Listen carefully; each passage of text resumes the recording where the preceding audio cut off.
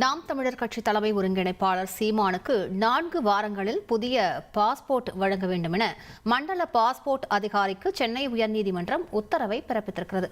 கூடுதல் விவரங்களை செய்தியாளர் சுரேஷிடம் கேட்கலாம். சுரேஷ், வணக்கம். இந்த வழக்கின் முழு பின்னணி சுரேஷ். வணக்கம். நாம் தமிழர் கட்சியின் தலைமை ஒருங்கிணைப்பாளர் சீமான் உயர்நீதிமன்றத்தில் ஒரு வழக்கை தாக்கல் செய்திருந்தார். அந்த மனுவில் என்ன சொல்லியிருக்காருன்னா, வெளிநாடு செல்வதற்காக சமீபத்தில் தன்னுடைய பாஸ்போர்ட்டை தேடிய போது அது காணாமல் போனது தெரிய வந்ததாகவும், அதை தேட தீவிர முயற்சி செய்தும் கண்டுபிடிக்க முடியவில்லை என்றும் சுட்டிக்காட்டியிருக்கிறார். அதனால் புதிய பாஸ்போர்ட் வழங்க கேட்டு மண்டல பாஸ்போர்ட் அதிகாரிக்கு விண்ணப்பித்த போது நிலுவையில் இருக்கக்கூடிய குற்ற வழக்குகளை சுட்டிக்காட்டி அதனுடைய விண்ணப்பம் நிராகரிக்கப்பட்டிருக்கிறது. அதனால் புதிய பாஸ்போர்ட் வழங்க கோரிய அந்த விண்ணப்பத்தை நிராகரித்த உத்தரவை ரத்து செய்து தனக்கு பாஸ்போர்ட் வழங்க உத்தரவிட வேண்டும் என்ற ஒரு கோரிக்கை அந்த மனுவில் முன்வைத்திருந்தார். இந்த வழக்கு நீதிபதி ஆனந்த் வெங்கடேஷ் முன்பு இன்றைக்கு விசாரணைக்கு வந்தது. அப்போது சீமான் தரப்பில் ஆஜரான வழக்கறிஞர் சங்கர் அரசியல் காரணங்களுக்காக இந்த வழக்குகள் பதிவு செய்யப்பட்டுள்ளதால் புதிய பாஸ்போர்ட் வழங்க உத்தரவிட வேண்டும் என்ற ஒரு வாதத்தை முன்வைத்தார்.